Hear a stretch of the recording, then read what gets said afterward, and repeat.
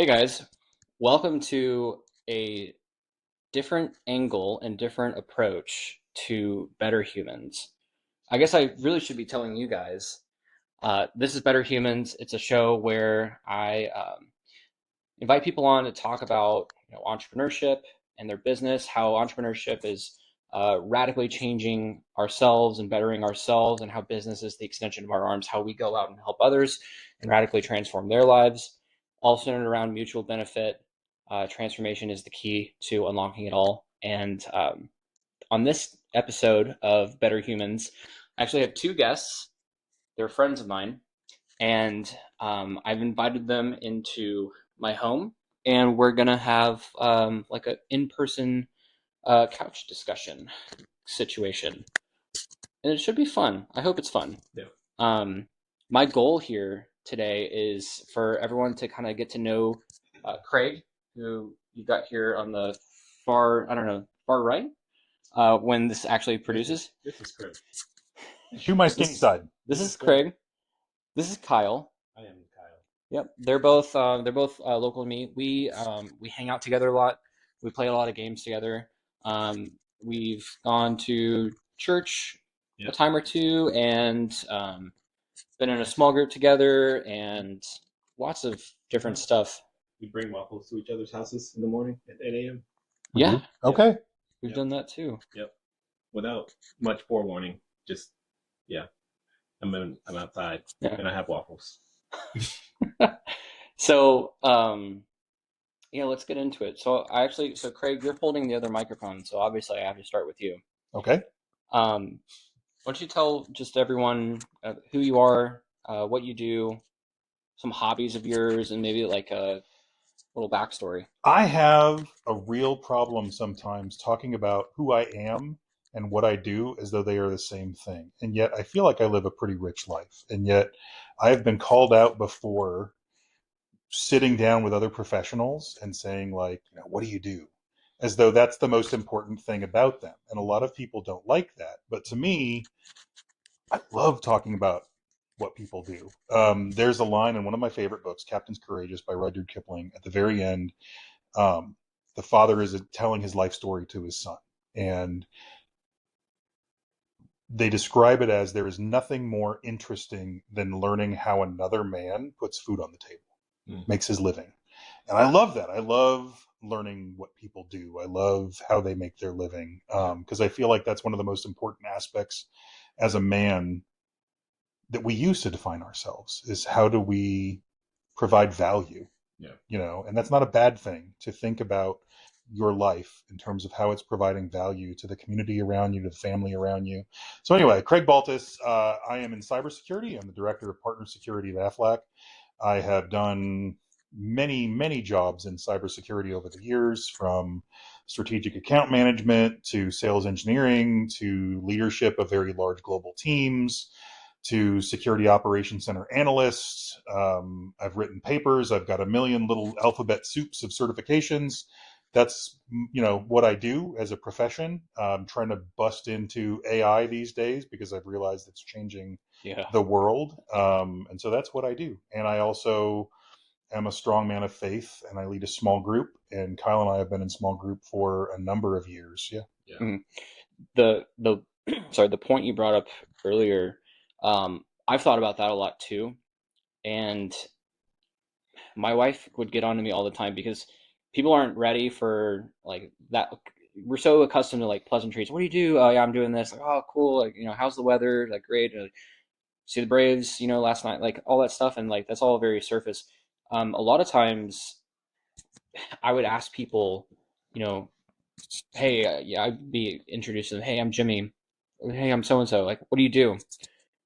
And they're like, you mean for work? I'm like, no, For anything. Yeah. literally. What do you do? And I would always, they're like, what do you mean? Like, I thought you were going to ask me like what my job is or how I make money. I'm like, no, I actually just really am interested about how you spend your time. Yeah. And I would always answer back like, well, then what do you do? Like, oh man, I wakeboard. I love throwing axes. Like even right now, you guys came over. You caught me coming back from a Muay Thai class. that I do a couple times a week. I go train like 4 times a week. I'm getting back into Muay Thai. That's something I used to tell people that I would do. And what I'm really interested in hearing from people when I ask them, what do you do, is how do you spend your time? Like, what activities do you pepper in? Because I get it. Everyone's got to work. Everyone's got to put food on the table. Mm-hmm. Like, what activities do you do outside of that? And like, please don't tell me it's just Netflix. Like, I get it.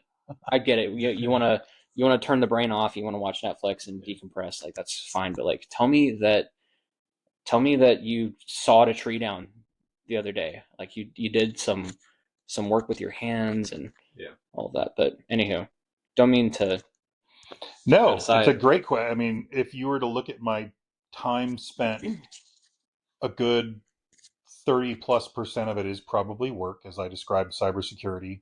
The other chunk is family. Got a wife and 2 kids and a large extended family.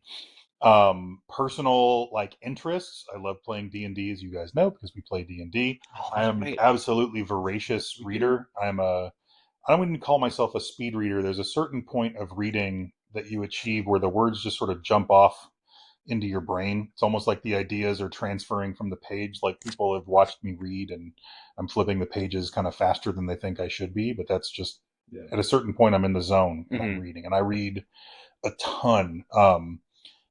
We've talked as a family about our digital lives and how much we spend time on our phones. And I'm a bad example of that to my kids, except I will open up my battery app and show them like #1 app, Kindle. Like Yeah. I am reading constantly. If I don't know what to do with my life, I read. I pound books down. So yeah, I read a ton. I love D&D. I think of D&D almost just like I think about business. Like I'm interested in everything. And to me, it's like I'm cosplaying as a business person. Business life is just as much a fantasy to me as D&D. I forgot to mention that we also all play D&D. We produce a live stream called Overworked Nerds. We've been on a bit of a hiatus due to babies, and I'm not going to steal Kyle's thunder. Kyle's family increased by a certain uh, percentage, and over 100%, and I just had a baby, and another member at the table just had a baby as well, and so we're finally flirting with getting babysitters and getting a regular cadence back down, and so I'm genuinely excited to get back to the table. I'm just like foaming at the mouth about it. But I want to introduce Kyle. Kyle, same exact thing, just Kyle, I am. Kyle Rand. Also work in cybersecurity. Strangely enough, with Craig. So I do engineering. I'm a developer, full stack engineer. Mostly work with like AWS and like infrastructure as code. That is work wise about it. And I try my best to make Craig and my other bosses look good to the people that give us monies. And I think we've done a decent job. At least we still work there. So I think you are slowly becoming something that is going to be the most valuable asset of the next 20 years. And you give yourself too little credit for it.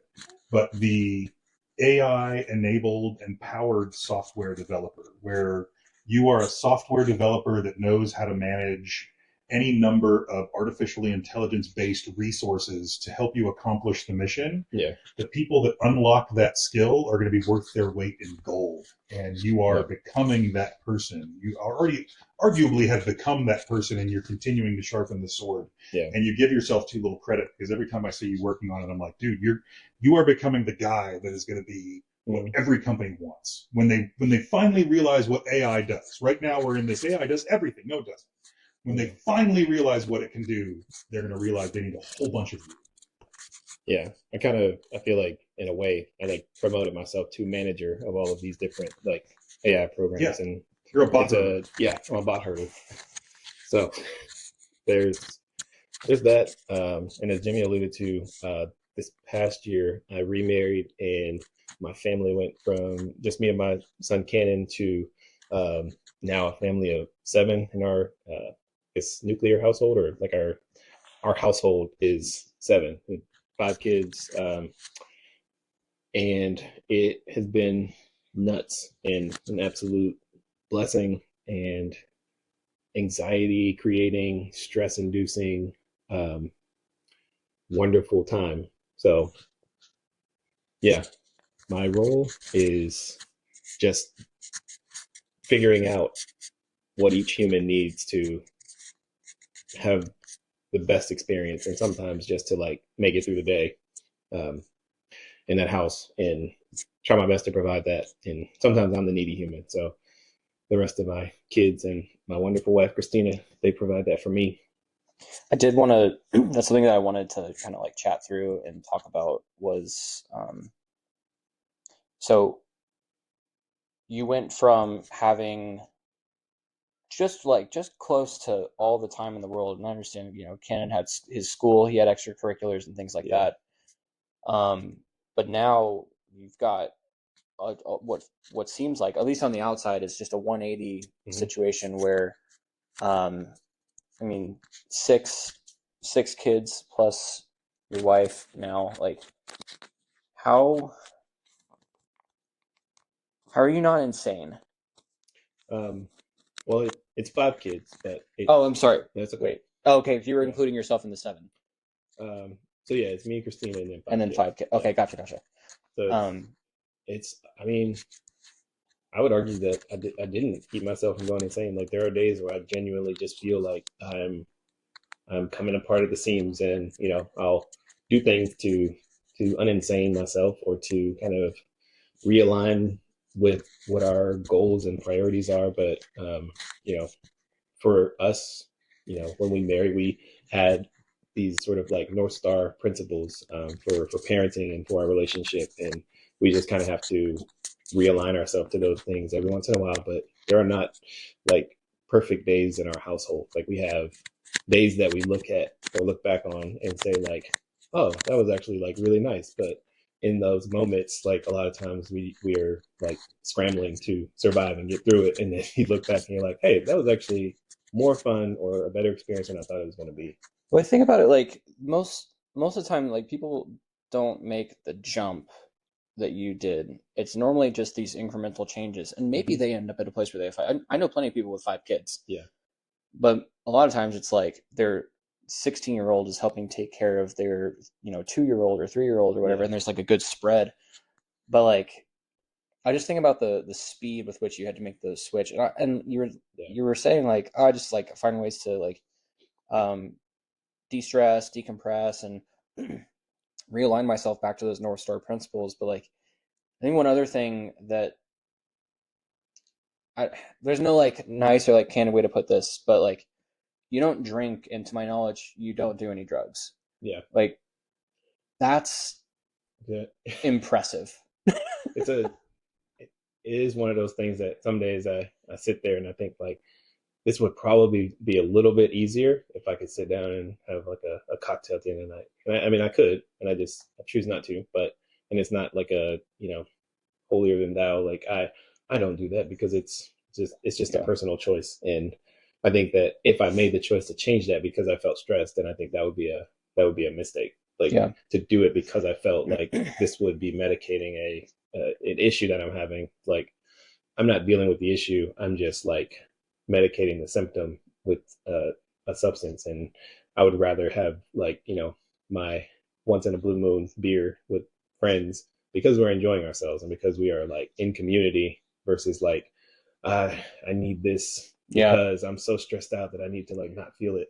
Dude, there's it's so crazy. I know it in my body. There's like little inconveniences that happen where it's like, man, I'm just gonna like have a drink, chill out, like try to decompress, like what you were saying, to the de-stress, decompress kind of stuff.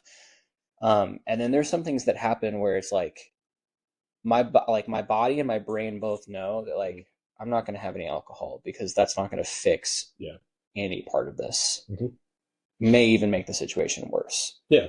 And it's weird. Like I don't know how I know it. It's because a lot of times I'm algorithmic, I'm logical.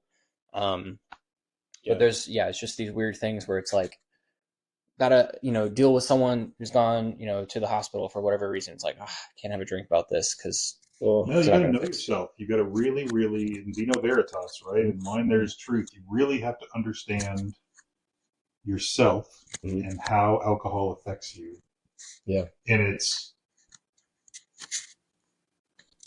if you're really sad or really angry, don't drink. It's not going to Yeah. help, right? If you're stressed and you want to let go of some of that stress, and you know that will do it for you, absolutely. Yeah. Go Yeah. for it. But you also have to understand what your relationship with. There's a cartoon channel on YouTube called Bruce Who, and he has a cartoon about the first time he got drunk. And he was like, there's a moment in the cartoon where he's like, and that's when I went to the bathroom and looked in the mirror and I met my drunk self for the first time. Dude, It's like my real self, but drunk. And it's like, oh yeah, I've met that guy. I've also met that guy. I remember distinctly this one time we were out in Buckhead, this bar. I don't even know if it's still open. It's called Big Sky. And I remember going to the restroom, and I remember looking in the mirror and being like, "Who are you? Yep. How did you get in the mirror?" Yeah. Are you real? Yeah. Well, anyways, that was my backwards way of complimenting you on doing this, and also just Yeah. I think it's a great example. I think about that a lot because you guys saw us trying to like wrangle kids, get back home, like move stuff around, get ready for the podcast, like get them out the door, and just like Yeah. I think that my situation is complex, and then sometimes I'm reminded that like Kyle's in a complex situation. And just out of nowhere, there were a year and a half ago, there were days where I'm like, honey, I have to go up and see Kyle because if I don't, he's just sitting there by himself in a townhome and he's just going to build more stuff in his D&D cave. Yeah. Like someone needs to go hang out with Kyle today. Yeah. And now you have like just instant family. Yeah. No, I think actually one of the really interesting parts about like how our relationship started is that we went on a date and we had like a really like instant connection. And so we like were conversing over text and just talking about like, it was not like after first date type of conversation. It was like, so where do you see yourself in 10 years, like family wise? And one of the things that came from that conversation really quickly was like, Christina was basically like she had a very difficult last pregnancy. And so she was like, yeah, I am done having kids. And also the fact that we have so many. So it was like, yeah, this is enough. And I was at a point at that time where I still wanted to like sire more children, if that's the right word, but I was still It's thinking 2025. We can use words like have. yeah, I wanted to have more kids. Yeah. So yeah, I guess that'd be a better to that point. Um in my mind at that time, what I was conceiving as like having more kids was like these are kids that like come from me and that are I guess begotten sons and daughters. And the the thing that happened was that we didn't see eye to eye on that, and so it was really hard because we both had to kind of swallow that bitter pill of like, oh, this was a really great encounter and we both connected and clicked on a lot, but it's not going to work out because this is not something that you can really like say, oh, we'll deal with that later, right? That would have been very, very unhealthy and unwise for us to like, just blow past that. And so we said our sad sap stories about like, yeah, I was really hoping this would go well, and I hope to see you out around town, whatever. And I ended up going to Texas to visit my sister for Thanksgiving, and then while I was there, I was hanging out with my sister, and she has a huge family. So she has three biological children and five children from her husband's previous relationships, and so huge family. Like, Yeah. they have more kids than we are altogether. They don't all live with them 100% of the time. I think for the most part, there's like four or five in the house, and then the other kids kind of like come and go. But being there, spending time with them during the holiday, I think I kind of recognized that the idea that I needed to be biologically involved in the conception of the child that I was a part of parenting was it was a misunderstanding of like what I was seeking and what I was desiring for my life. And so when I came back, I kind of like thought and prayed about that a lot, and then eventually like bit up the gumption to text Christina again and was like, "Hey, I'd like to chat more about this because I've kind of come to um, a different understanding about my needs and what I want." And so, you know, we had lunch and the rest is history. Like it was picking up where we left off and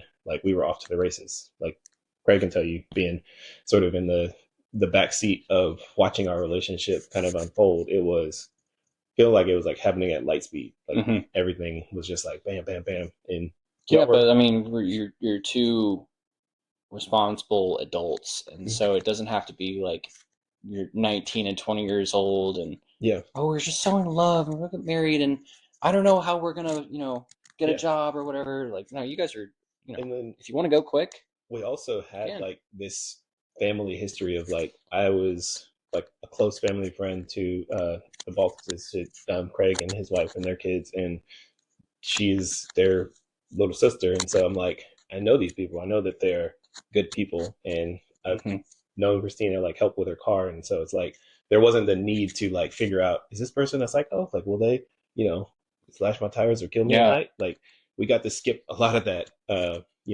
What is usually like a 6 to 9 month period of getting to know somebody is, cray cray, and so skipping over that, we just went straight into like we just want to know each other better and understand like how do we like inhabit one another's space and one another's lives in a way that's like healthy and fruitful. And it, it's been great. Like we are additive in a way that we don't feel what we lose from being in each other's lives. Like the things that I can't do now because of how my life is currently structured, I don't feel like I have lost anything, if that makes sense. I mean, yeah. Okay, so I've thought about that from time to time because my life is pretty. I still have buddies who like aren't married. They're not like dating, but they're like, they have a girlfriend and maybe they've had a girlfriend for a year or something like that. I'm like, man, I'm so far down the rabbit hole at this point where I'm like, dating, girlfriend, like you mean like high school, like like so long ago. it's like crazy. Wasn't the old? Yeah. And I'm of like my friends from like middle school and high school. I'm the only one with 2 kids, and yeah, one other one's married with kids, another one's engaged, another one just got married, and there's like 11 or 12 of us or whatever. But yeah, it's just I think I'm the one that's deepest in the hole. So Laura and I were dating. I think I could talk reasonably well. Yeah, project. I think it carries. It carries.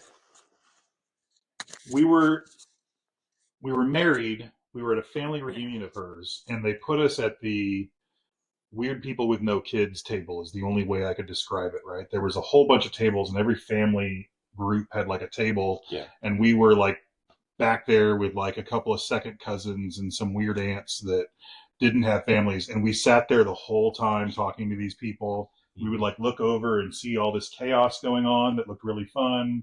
And then we talked to these people, and we were walking out into the parking lot. We were like, we need to have kids. She was like, oh yeah, we need to have kids. And it was like, yeah. And we immediately started trying to biologically have kids, and that eventually led into adoption. But it was like it was a moment of personal revelation that happened to both of us in the same time in the same place. Like, oh, on this journey that we're on now together, we thought we were going this way. Nope, we're going to have kids. Yeah. What was the alternative?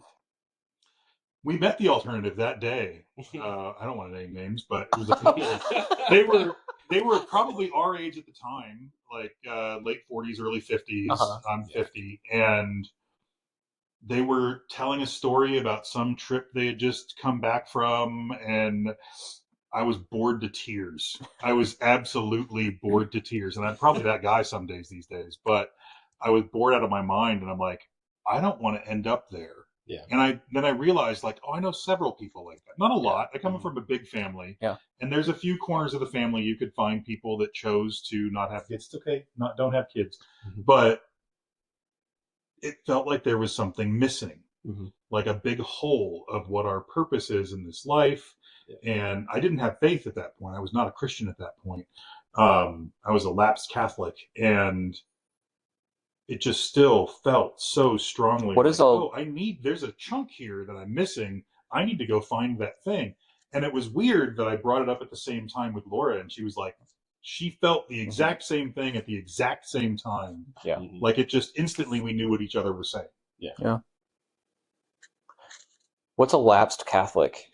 Once I told my economics professor that I was a lapsed Catholic, and he said, "That's okay, I'm a Passover Jew," because I said I was a Christmas Catholic.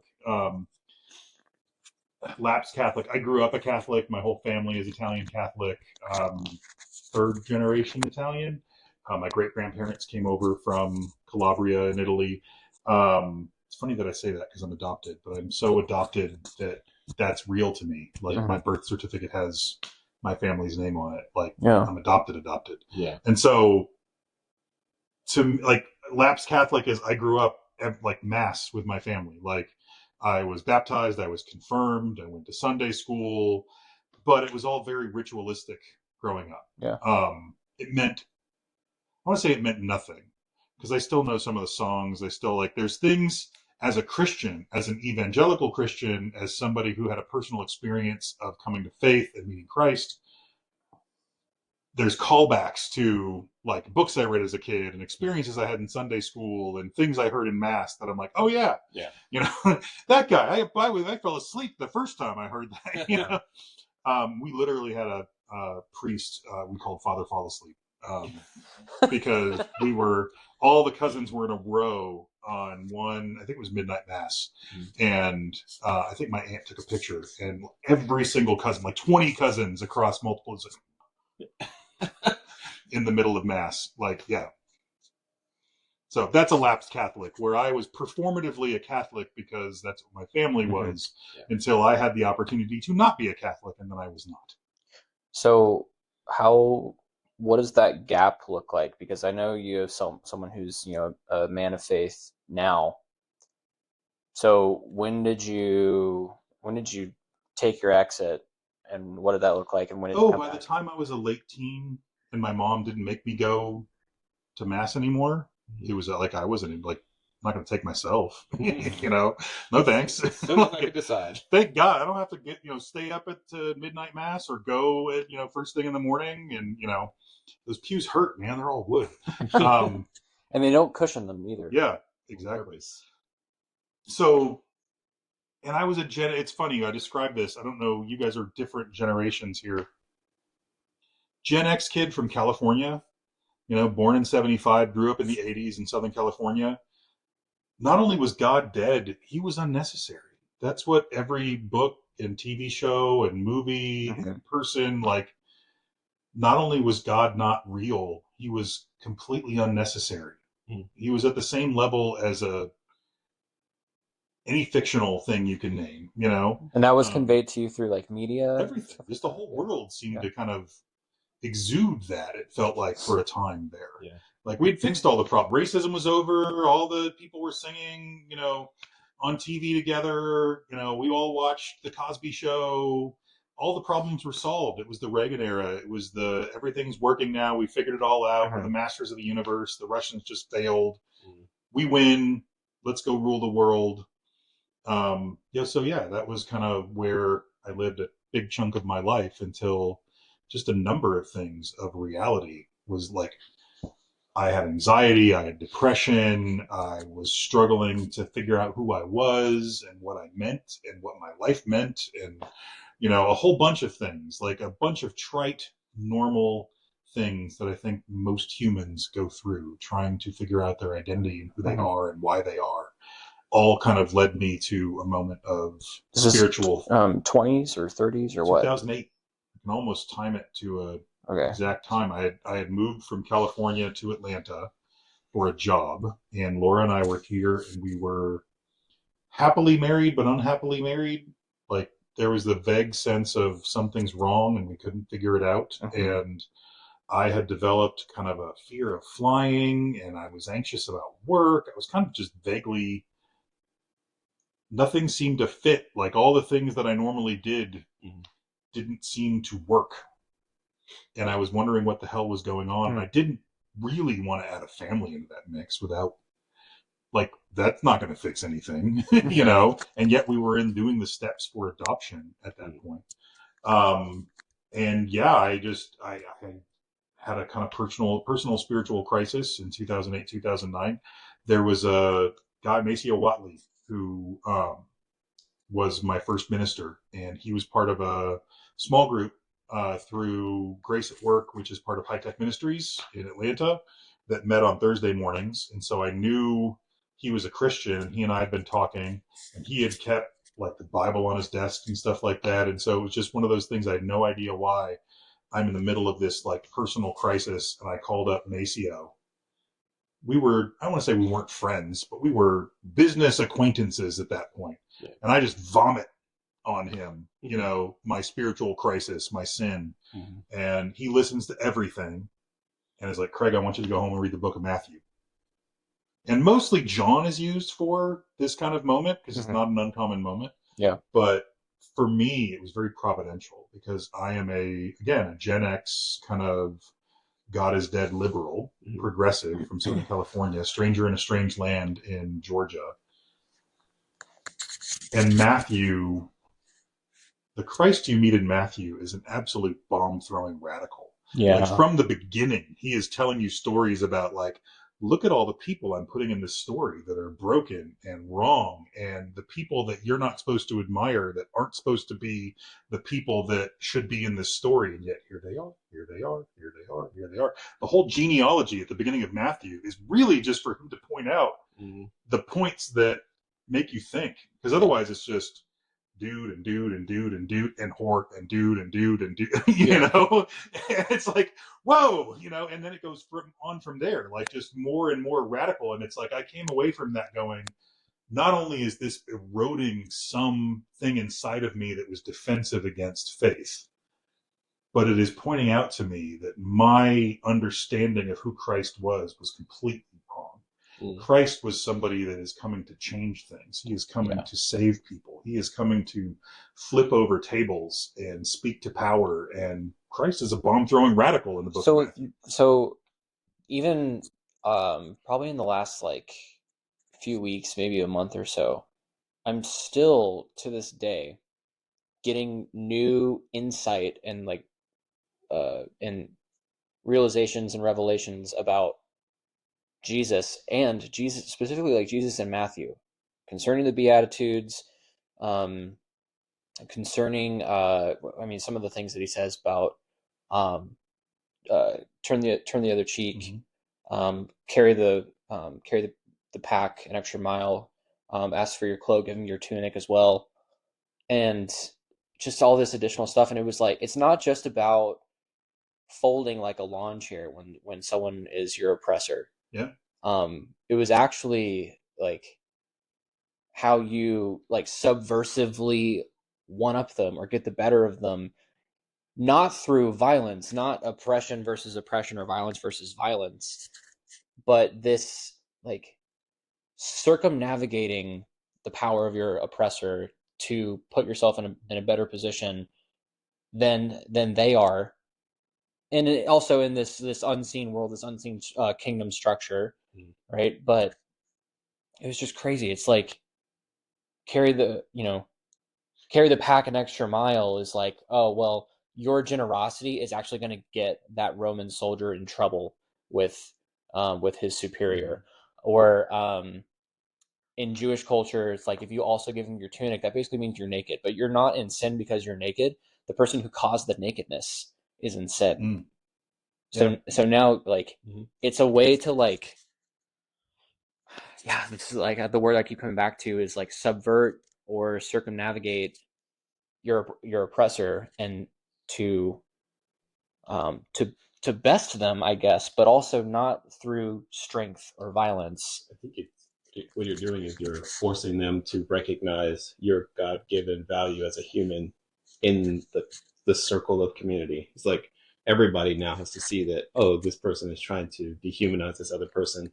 And once everyone recognizes that, it's like, got it, I shouldn't do that. And that's the nonviolent um approach. It's like, I'm not going to fight you back on this, but I'm going to make you mistreat me like as equals. And my wife does this sometimes too. She really doesn't like it when people are like gossipy. I understand gossip happens, but like she doesn't like it when people are gossipy or if they're like making fun of somebody else like at their expense and stuff. So a lot of times what she'll do, it's so hilarious. Like someone will say something and it's kind of mean and she'll just go, "Sorry, what?" Yeah. Like genuinely, like, wait, now did she ever do that to me? Have I gossiped? Have I done this? Right? She'll just be like, "I didn't hear you. What'd you say?"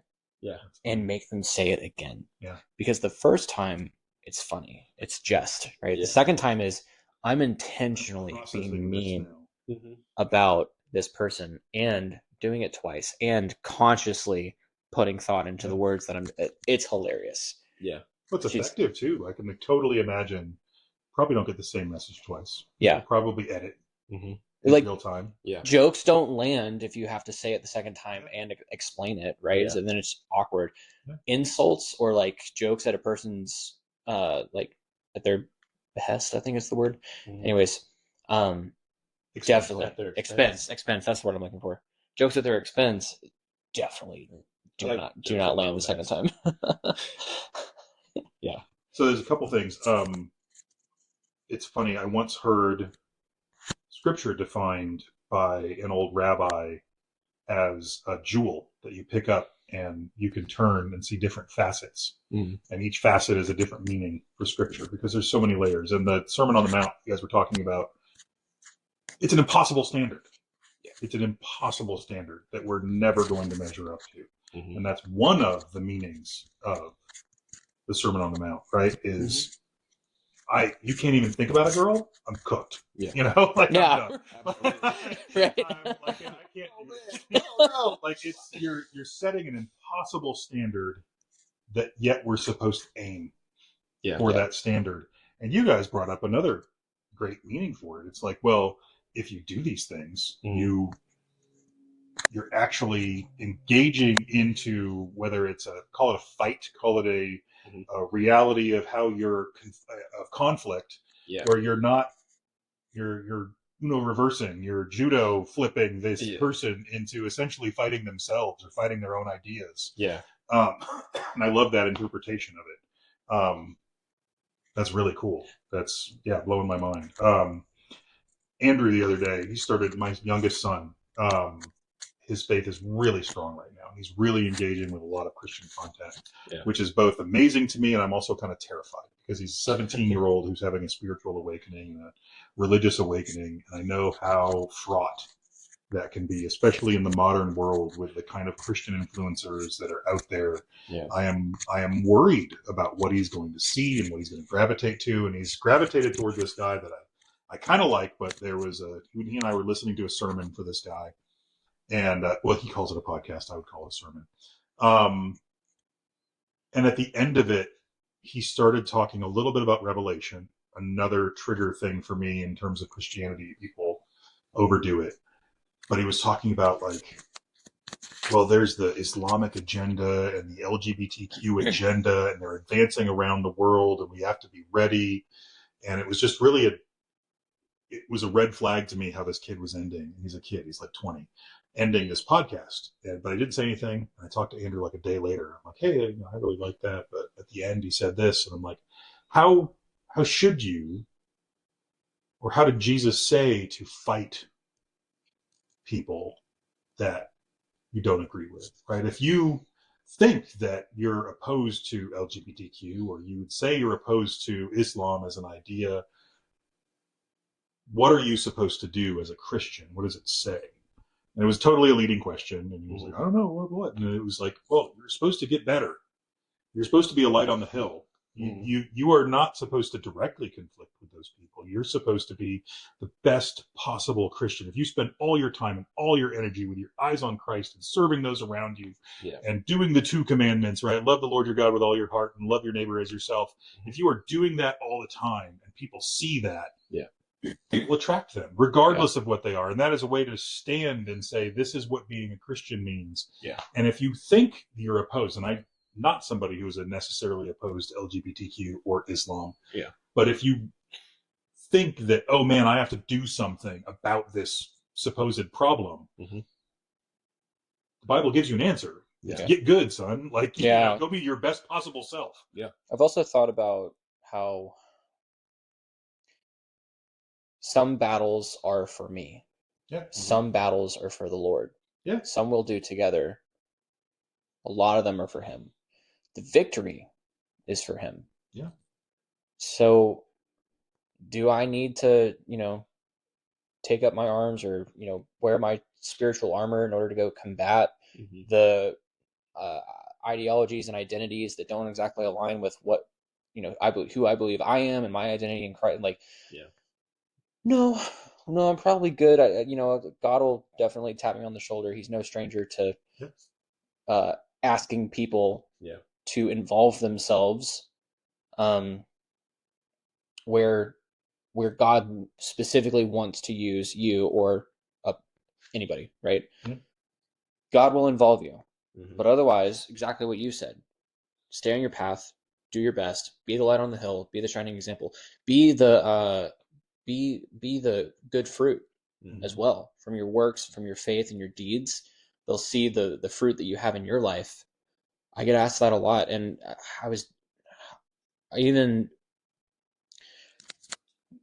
you reminded me of this when you brought up Revelation. There was something recently that there was some kind of speculation or something like that we were going into another rapture recently, like a couple months ago, and I was like, which number are we on at this point? Right. Which rapture is this one? He said he's coming back and soon, I guess soon next week or but yeah, they were dealing with I have a friend who to my knowledge isn't a believer. He's out in California. Girlfriend, fiance is not a believer, sister's not a believer. Their dad just recently came back into having faith, and I don't even really know like the sincerity of this faith, because a lot of it is this Southern Baptist like altar calls and high pressure and you'll burn and boil and all that kind of verbiage. And then this rapture came along, and it's crazy because I'm so glad he ended up calling and talking to me about it. That's cool. Not to, he's like, I don't want to like shake their faith. I don't want to take that away from them, but they're also pushing and pressuring us really hard to do this, or like to go to church, or to to change my beliefs. And I'm like, hey, the only thing that you have to do is know and understand who Jesus is, whether or not you want to place your faith and your life in his hands, because according to them, that's all they're supposed to be doing. And if they're not, then you know that something is wrong or something's right here. You should know that about Christians at a minimum. And if they're not doing that, it's probably not something that they're supposed to be doing. And he was like, that's a really good point. I was like, now I'd encourage you to go do that, but no pressure. God will either be a part of your life, or you will choose for him not to be. And that's fine. But yeah, like, you should know that about people who get really, I don't know, like uppity about like no gays, no this, no that. Like, you were just supposed to love your neighbor, and you were just supposed to love God with all your heart. Where did you get mixed up in that message? You know what's interesting about that is like the problems that we actually have in our world, because like I think like Craig, you had alluded to earlier about like the period that you grew up in. It's like in America, like we fixed everything, like everything was fine. We're good. But in reality, there were still like very real problems in the world, and the issue was like solving those problems or approaching solving those problems meant that there were going to be a ton of people in very like privileged positions that needed to become really uncomfortable. And the thing that I think Jesus stepped into most in the time that he lived on earth was finding those like most uncomfortable, like difficult conversations and situations that people were living through and like just wading right into the middle of all of that muck. And I think at the time, like the Jewish people were feeling like, oh no, like when the rabbi comes or when the Messiah comes, like we are going to be like mounting up arms and like we're going to war, like we're taking everything that we were promised back, and like it's going to be this glorious like battle. And what Jesus was actually bringing them was like this internal war with the like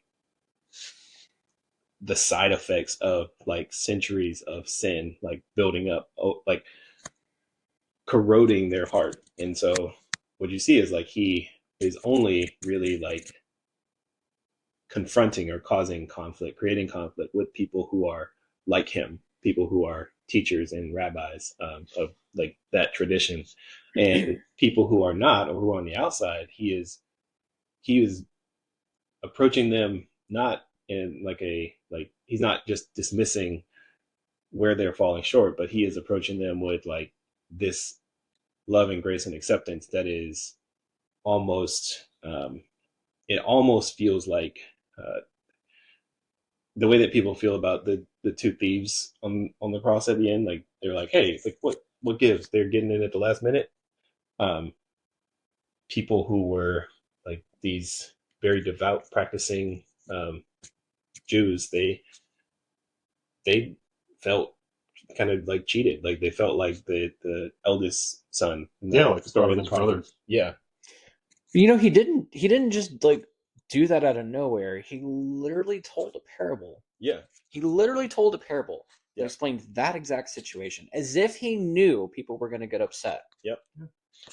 Yeah, and it's like he gave them parables because he said, if I speak to you of heavenly things, like you're not going to get it. So I'm going to give you this parable to help you understand it better. But the nature or the status of their hearts, of our hearts, is it is so unwell that even having that clearer picture, it's still hard sometimes that you look at the problems that we have today. Like there's still people in the world that are hungry.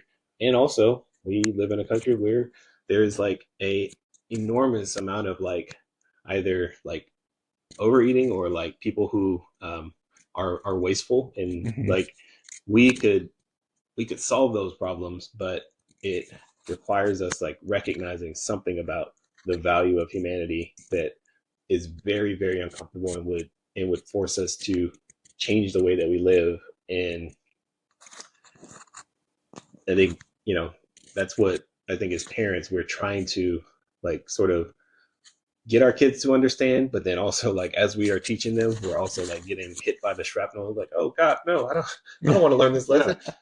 Like, please. Well, it's also kind of impossible. Laura and I were talking about this literally last night. So I have two sons. My oldest is, sorry, Lo, if you watch this, my problem child. Love you. Yeah, love you, mean it. But my problem child, he has caused endless amounts of problems with his sin. I hope he will not cause more, and yet I'm here to help if he does. Yeah. But I have often felt like, and he has got a friend who's very much like him, that the right answer is to go to like my grandfather's old place in northern Idaho with these two boys and spend a couple of years building a log cabin with no electronics. Yeah. And I think back to like the world I grew up in the 70s and 80s. Yeah. Felt like that was kind of an option. It was almost gone, but it was still kind of there. Yeah. And then at some point it evaporated, and I don't want to use tropey language here, but late stage capitalism has kind of put us into a position where those kinds of solutions as a society, as a community, don't really function anymore. Not just in a family. Like, I don't think my work or my family or my community is structured to allow me to take two people who need a long-term care program of technology detox and valuable life skills as young men, and to go and try to provide that, which would be incredibly valuable for them long term. Yeah. But the immediate utility and the immediacy of our kind of commodified lives don't lend itself to that solution anymore. Like, I cannot do the thing that I think should be done for these kids because how the world functions for us right now. Yeah. We're at a point in our society where we have to engineer difficulty for ourselves. And it's like, if I've got to create my own discomfort, like, for one thing, like, it's hard to get myself to agree, like, yeah, I need to make myself uncomfortable. Like, I think, Jimmy, you do like ice baths or cold therapy and stuff like that, or have? I have, yeah. Not right now, but soon. The idea that I'm going to do this thing that makes me incredibly uncomfortable, and it's like the win from that is that I know that it'll benefit me in some way, like, long term. But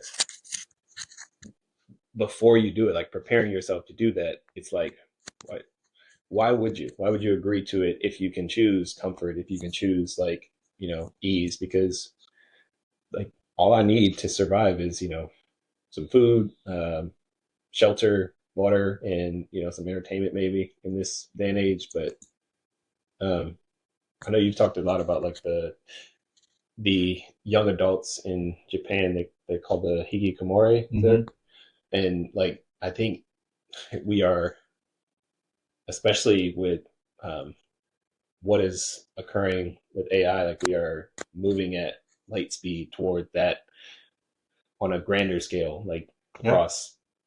It is a little worrisome. As somebody who embraces AI in terms of its utility in my career and its potential that I see. But it is interesting to see that there are solutions to problems that we can no longer achieve.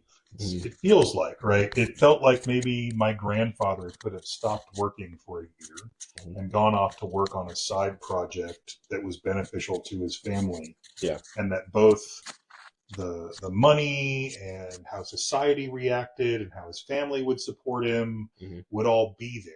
Whereas if I kind of stepped forward to my friends or to my family or to my wife or to anyone and said, my work, and said, hey, I need a year off to go fix my son, to go work on this thing. I think there would be so much friction from so many directions that I could no longer achieve that.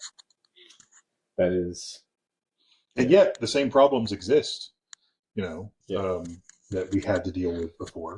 I often joke that Logan would be the most awesome Amish farmer in Amish land. Like, if his job was be married young, have kids, work your ass off every day, and build barns, and there was no phone, he would be brilliant. Amish young adult exchange program. Exactly. Y'all want my kid?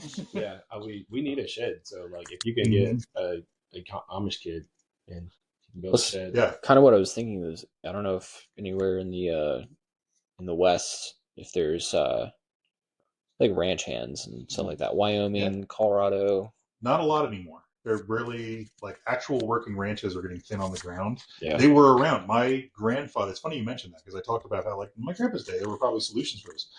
My grandpa felt this was a problem.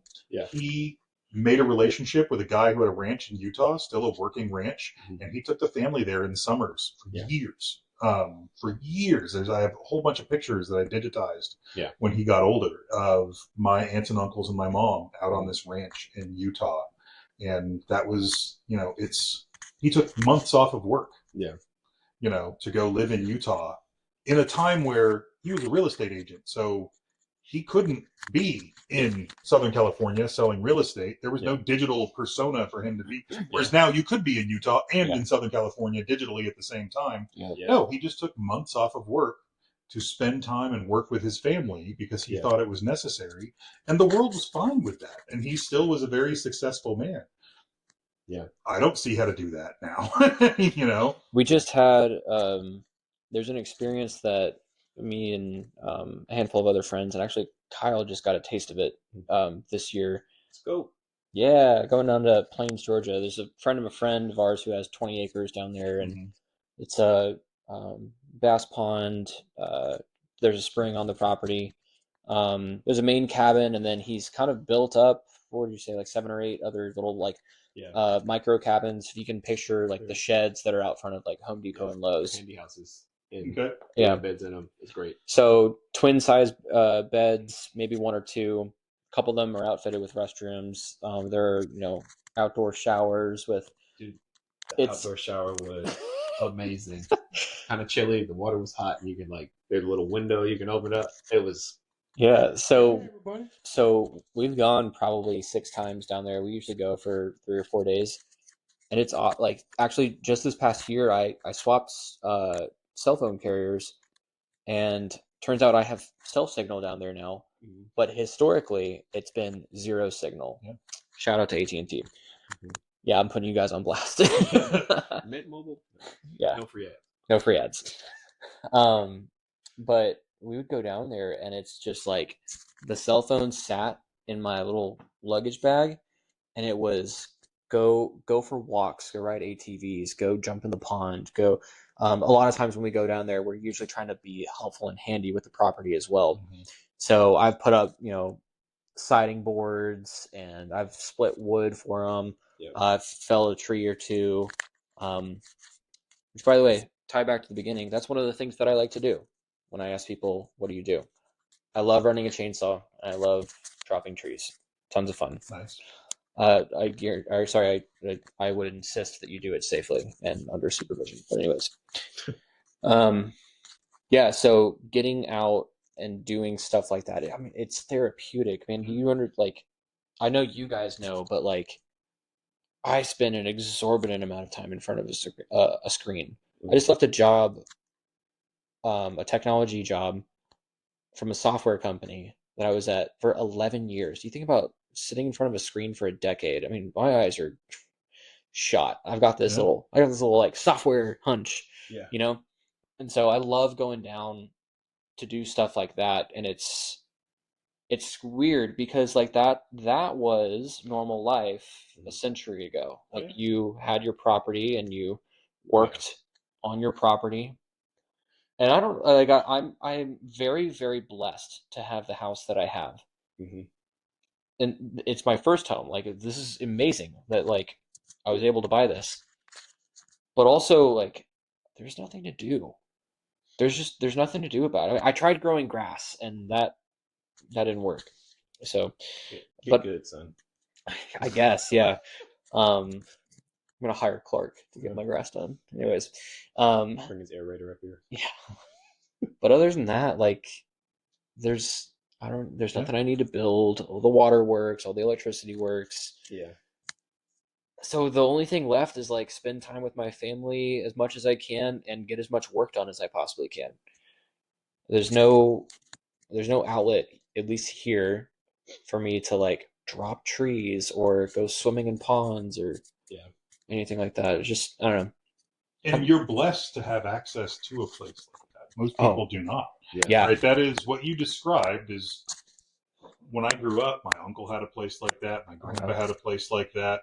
If I looked across my family right now, nobody in my generation has a place like that. Nobody stepped forward to buy their parents' places or their grandparents' places. I remember when my grandpa's place on the river up in Idaho, on the Moye, 5 miles from the Canadian border, we all grew up going there. I was kind of asking my cousins, why is no one buying this? And they kind of reflect, why aren't you? And it's well, the world, I can't. And everybody was like, yeah, we can't. And it was awful to me that we all let this thing go. Yeah. That was such a meaningful part of our lives in a way that you got I would go up there for a week in the summer.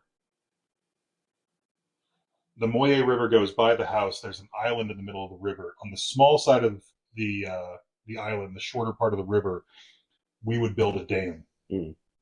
it would take us all week. Yeah. It would be washed out by the next year when we come up there. Mm-hmm. And yet I looked forward to building that dam Yeah. every year. By like Thursday or Friday, as that dam was finally coming together, Mm-hmm. and we had built our little swimming hole, and we could see fish inside of it, Mm-hmm. and you could walk across our fake bridge onto the island.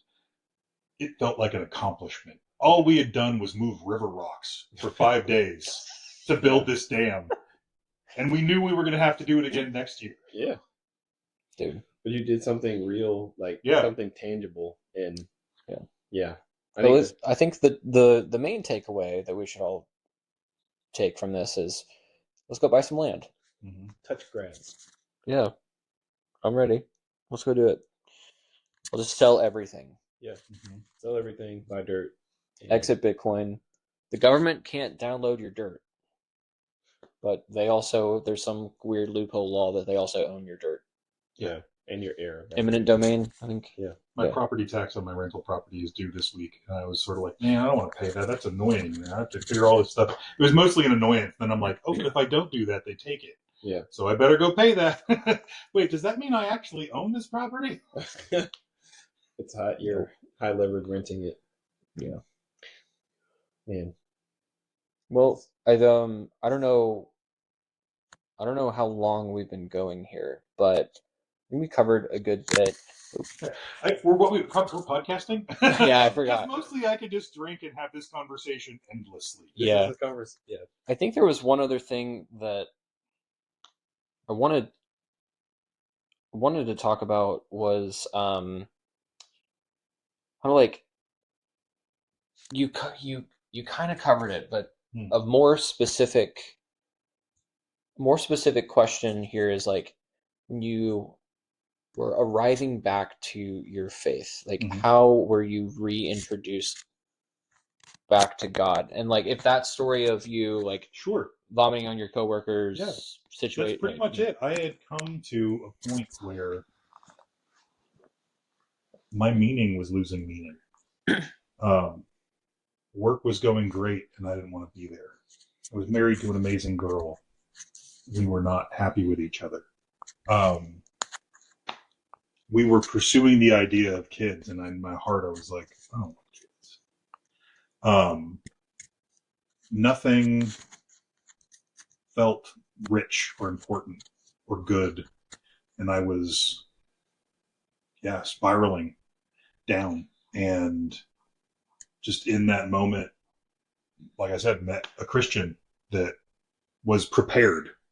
And there is nothing more powerful than a prepared Christian in my personal experience, right? So this is why we all have to be ready to talk to people that enter our lives, that when we're called, when we're put in the position. Yeah. And I have been blessed a few times to be put into positions to spiritually advise somebody or to walk somebody through a crisis or to talk about coming to Christ or coming back to Christ. Yeah. And it's amazing. It's a blessing. It's now I'm seeing Andrew do it. It's the best thing in the world. I have had personal supernatural revelations. I don't talk about this a lot because, like, we play D&D. That's where the magic happens, right? It's real life, right? You got technology, not real magic. But I mean, there's God magic. Yeah, I had personal supernatural experiences that, in my mind, were real personal experiences and expressions of God. The very first one is tied to that time. I was a smoker at the time. That was part of what was going on, and I was out in the smoking area at the King and Queen building at the junction of 400 and 285. And smoking was first thing in the morning. And I was crying before work. I did not want to go to work and pretend to be me that day. Yeah. I was crying. I was angry. I was sad. I was depressed. I had just started attending the Bible study. I had read the book of Matthew and kind of had it start breaking up chunks of my heart. And I was out there smoking, and the cherry blossom was going off. Not the cherry blossoms, the pear. The pear tree. Yeah. The first one's a spring that go off, and they're stinky, but they're all white. Yeah. And there's a few of them around the lake there at the King and Queen building, and I was smoking, and this super bright red cardinal, just as the sunlight was coming up, flew across the lake and into that tree right in front of me, like as far as what I am from the camera, like right in front of me, and just disappeared. Mm. And we just studied the book of Isaiah. Come now, let us settle the matter. Though your sins are as red as scarlet, I will make them as white as snow. And here I am in the middle of smoking, which I knew I shouldn't be doing, and whining about going to work, which I knew I should be grateful for, and like just in this brokenness of my current life, seeing this cardinal fly into this white, snow-covered tree and disappear. And like I threw my cigarette in the water. I'd love to say I quit smoking at that point, but I was on a journey to quit smoking at that point. Like I quit smoking pretty quickly after that. Mm-hmm. Yeah, and it's like I feel like God was right there. Yeah, like he engineered this whole scene, and it's hard to refute that. I could talk about a few other kind of supernatural experiences I've had, but it was just such a like, okay, dude, like you don't have to shove it right in my face, Yeah. He definitely knows how to get your attention. Yeah. He knows how to get my attention. Yeah. Hey, you guys. All right. This is a note from me on my editor's desk. And while we were in the middle of recording, we probably had 15 minutes of footage left on this. And the conversation was so good, we didn't stop, but then Kyle noticed that one of the microphones was blinking red. And we go, oh no. So we, turns out when your microphone dies, your podcast feed shuts off and it just kind of stops. We missed 15 minutes, but I still wanted to publish this for a couple of reasons. One, I think that there's still a lot of value in the conversation that's being had here. I think that it's helpful to take a look at and hear from and see what it looks like to be, a father, a husband, a business professional out in the world, still trying to like be a good parent, raise your family, wrestle with all the different things that are going on, and all the different facets that we as men are kind of looking at and experiencing. And the other is they're worth publishing. Like Kyle and Craig are two incredible human beings. They're good friends of mine, and even if the last 15 minutes were cut, they are some of the most like down to earth. Like can call them up anytime. They're there for me, and so I just wanted to do the honor back to them and make sure that their story and their message gets published. So I apologize for the battery running out on the microphone, but that'll never happen again, and we'll just make sure that every episode of Better Humans is great from here on out. And actually, it's a bummer for you guys because the last 15 minutes of the conversation were really, really fun. So, anywho, thank you for listening to Better Humans. This is Editor Jimmy at his editor desk telling you guys have an amazing day. Go out and help others, whether it's small or big, and we'll catch you all on the next episode. See ya.